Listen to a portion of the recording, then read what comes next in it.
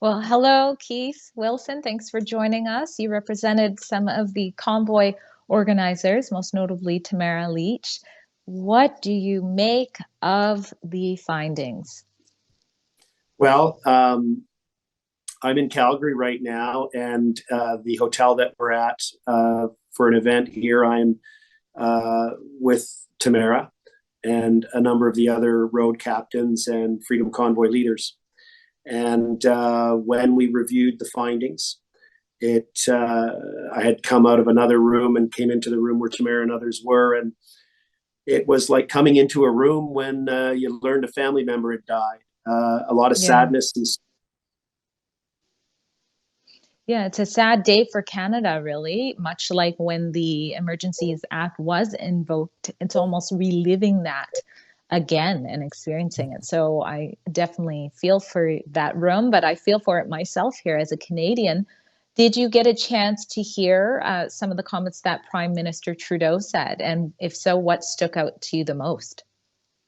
Well, I did, but I'd like to first share with you what Tamara and others Yes, please uh, do. want to know. And that Yeah. is, this is a dark day for Canada. And the reason it's a dark day for Canada is anybody who was observing the events in Ottawa during the protests know that there is no way any thinking person can say that they came to the same scale Hmm. of national emergency that World War One, World War Two, and the FLQ crisis from the 1970s did, where there was Hmm. bombings, kidnapping of diplomats, and murders. So what's happened here is Justice Rouleau has affirmed and blessed and given the green Hmm. light to future governments to Yeah. use this unrestrained power to Hmm. override Canadians' rights and freedoms, to seize their property without warrant or process, to freeze their business bank accounts, to freeze their personal bank accounts. So this decision has huge implications because it says that if this government or a future government does not like some Canadians' views, does not like what some Canadians are saying bad about the government, that it's okay. You can just go ahead and use the Emergencies Act. So I think Hmm. this is going to have really, like, if we just stop and think about this and not worry too much about the minutia of, page 179 versus page 1043, what Right. does this mean? One of the things that came out during the inquiry and leading up to it was that investors around the world were looking, going, what happened to Canada? Like, wait a Yeah. minute, I can go up there, and if my company is somehow implicated with something the government doesn't like, they can seize my property and freeze my Hmm. bank account personally and corporately. But we know they do that in Venezuela. We know they did that Yeah. in Cuba. So I really think the reputation of Canada has been damaged by this. I think Hmm.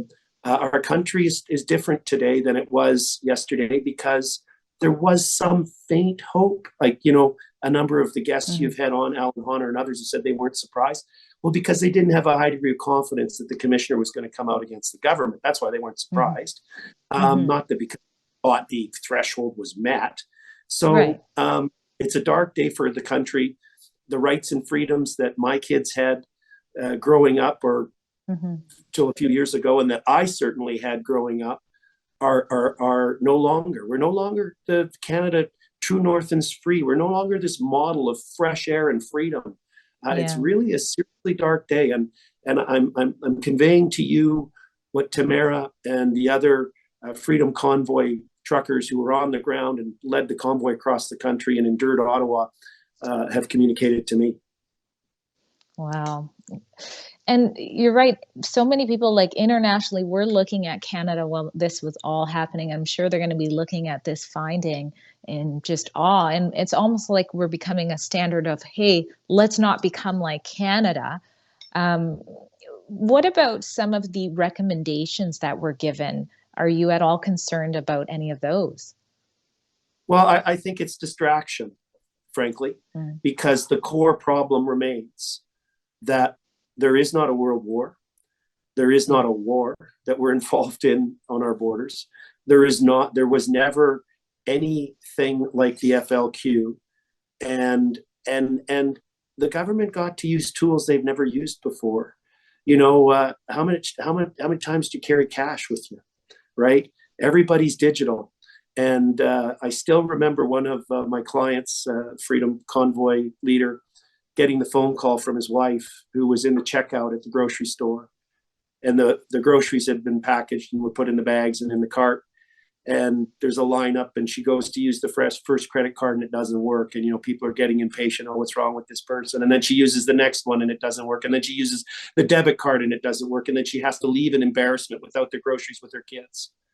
That's the power here, guys. And not companies that couldn't make payroll because their business accounts were closed. So there was comments again about Canada becoming a banana republic, appeared in some of the notes from one of the cabinet ministers, that where a foreign official or an investment leader was critical of the government's rash actions of freezing bank accounts. And this decision today, greenlighting the government to use these powers whenever it doesn't like what Canadians are saying about it, I think really does move us into that banana republic category. But I do have some thoughts on, I think, what we can do going forward that I'd like to share if you're interested. Yes, please do.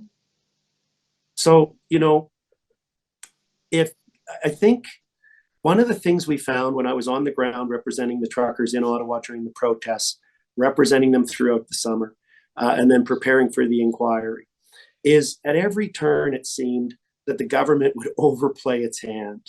And I think the government just overplayed its hand. And what do I mean by that? I think a great number of Canadians are going to be deeply disturbed when they reflect on this decision today and Justice Rouleau green lighting the broad use of this power in the future. And I think Canadians are going to say, wait a minute, no. I ain't giving up this easy. I know Tamara's not. She's full of feist today, I can tell you that. She had tears this morning, but boy, she's got fire in her eyes right now. We can signal to our political leaders in our various political parties, you better take a position on this, because if you take a position that this was too far, that this was not acceptable, that this is not reflective of Canadian values of freedom and respect for human rights and freedoms of Canadians and the ability for Canadians to protest and have civil dissent, then they can elect a party that reflects that. And that party can change the Emergencies Act. The Parliament, we're not stuck with this thing.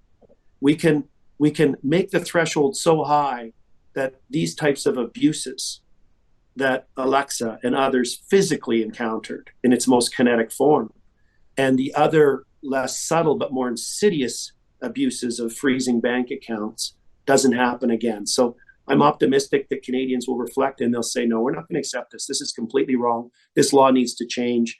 Rouleau did a great job of trying to build some cover for his Liberal friends and make them feel better and maybe give them a chance of political survival. But Canadians know the truth. This was an abuse of power by a petulant prime minister who couldn't stand that many Canadians challenging his government's authoritarian overreach, in my view. Well, thank you so much for those words. And on behalf of Tamara and the rest of who's in the room with you, our hearts go out to you and to the nation, really. But we'll keep following. And I hope you're right. I hope we see that the changes that they go ahead with are for the better in this situation. Thanks for being on Rebel News. Thank you. And the work of Rebel News is now even more important, because we know the legacy media is not going to say these things. So congratulations to you, and please do the heavy lifting that needs to be done. And thanks for having me on. Thanks, Keith. And now I think we're...